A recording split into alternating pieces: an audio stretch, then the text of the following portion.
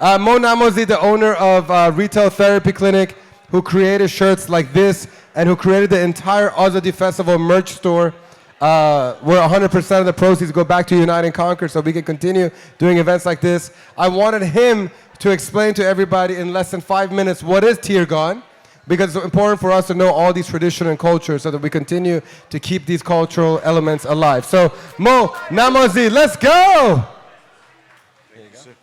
Absolutely. All right, so good evening again, everybody. I'll be pretty quick about this, but before we get back to some spectacular entertainment and music, I want to take a few minutes to speak about a very meaningful convergence that's happening tonight. So as Iman said, in less than 15 minutes, it'll be July 4th, which we all know is an incredibly important celebration of not only American democracy, but of modern democracy in the world. But July 4th this year is also an important day in the Persian calendar, as it marks the ancient celebration of Tirgan. Throughout this day and night together, we have celebrated our Iranian heritage through song, dance, art, and craft. Although it is rare to see more than 5 Iranians get together and not break out into dance, tonight it was by design. Earlier today, Zohrejan shared the story of Tirgan and the Avestan hero Arash the archer, who is at the center of this ancient celebration. The story of Tirgan is purported to have taken place between 2,500 and 3,000 years ago. A long drought had brought much hardship to the land of Turan on the eastern border of Iran Zamin in what is now Afghanistan. The mounting tensions resulting from the drought and famine led Afrasiyab, the Turanian king, to march on Iran, where he was hoping to claim fertile lands to escape the drought and save his people. A devastating conflict between the two kingdoms was imminent. In order to avoid war, it was decided that a champion from Iran would be chosen to release a single arrow, or tir, and where it landed would mark the new border between Iran and Turan. Arash, a talented archer from the age of 8, was chosen for the task.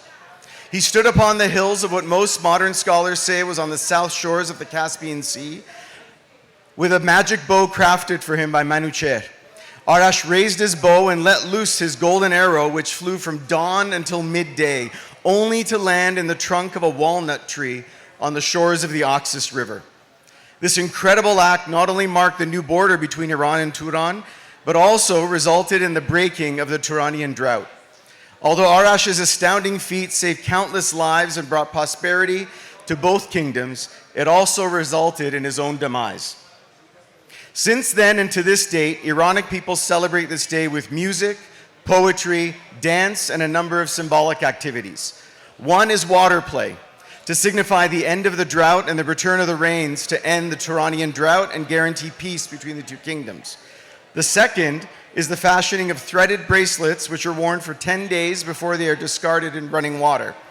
Throughout the day, your children have the opportunity to make these bracelets in the kids' corner, which are symbolic of Arash's magic bow. I do need to mention, however, that we certainly don't condone polluting our waterways. So if you could please recycle the bracelets, we'd appreciate it. So as we enter Tirgan this year, let us dance, sing, and celebrate our heritage. Also, let us not forget the quintessentially Persian lesson of this tale, that regardless of the conflict, a peaceful and just solution was always favored by our ancestors. This year, when we are celebrating Tirgan, let us not forget that our Iranian forebears also preferred peace to war, love to hate, and light to darkness. But let us also not forget that if we are today fighting Zahak and his minions for the freedom of our homeland, it is not because we wish to, but rather it is because our birthright as the keepers of light compels us to do so. So together, let's hope for a free Iran. Be umid azadi.